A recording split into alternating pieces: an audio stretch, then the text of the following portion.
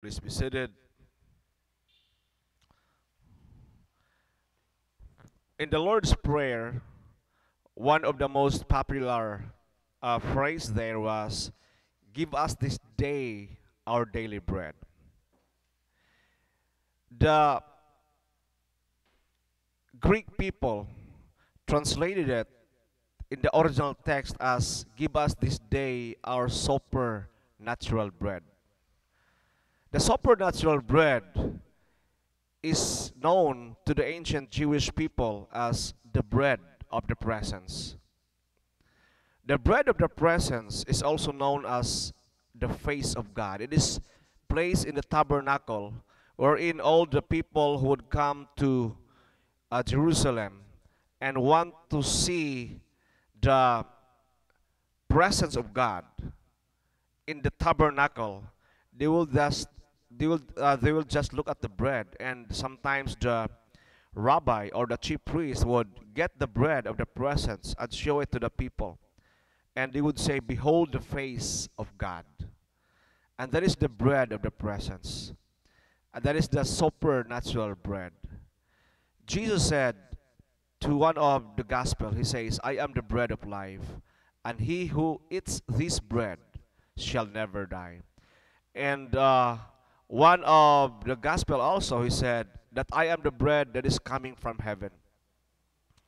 He who eats this bread shall never die. In fact, the followers of Jesus said, "Lord, give us that bread that we may no longer go hungry." And Jesus said, "He who eats this bread, he who eats my flesh shall never die. He drinks my blood shall never go thirsty again. For I am the bread that is coming from heaven." And some of them was not able to comprehend. And Jesus went deeper and wider by saying, "My flesh is the real bread, and my blood is the real drink. He who eats this bread shall never die." And the people, the way they hear it, Jesus was speaking to a true flesh and a true blood, to the point of, on their mind, it's like Christ suggesting to do cannibalism, to eat a real flesh of a man, because the Jewish no the Greek translation of the word was trogos, and trogos is to munch and to tear a flesh like a dog. It's just like if there's a bone, then you eat like that. So they cannot accept the fact, and they cannot comprehend what Jesus is trying to say. But Jesus was literally meant what he said, that he would really offer his body and blood to be a true food. That is why the 5,000 left, because they cannot comprehend and they cannot accept to eat human flesh. That was so heavy for them. In fact, Jesus was speaking to Peter and to his disciples, and Christ said, "Will you leave too, like them?" And Peter replied, "Lord, if we leave, to whom shall we go? You have the word of eternal life." After Christ's resurrection, only to Paul that Christ appeared to people. And of course, the experience of the road to Emmaus. But after his appearance to Paul, Jesus Christ that didn't appear to his people in the presence of a man, God, the man, Jesus Christ.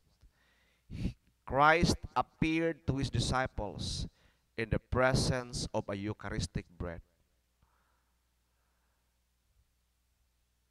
And every time Christ appeared on our table in the Eucharistic bread, that is really real bread. That is the real bread that come down from heaven, that we will all eat, so that we believe. So the "Give us this day our daily bread" there in the Lord's Prayer, he was talking about his own flesh, that He offers to the world so that the world may live.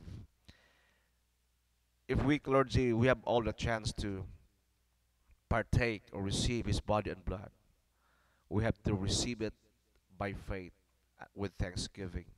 That we really receive, what we really receive is the true flesh and the true blood of Christ. What a great privilege that we partake Christ Himself so that we may become what we eat, so that we may become like Him, that Christ Himself may increase in us as we ourselves decrease. Please stand.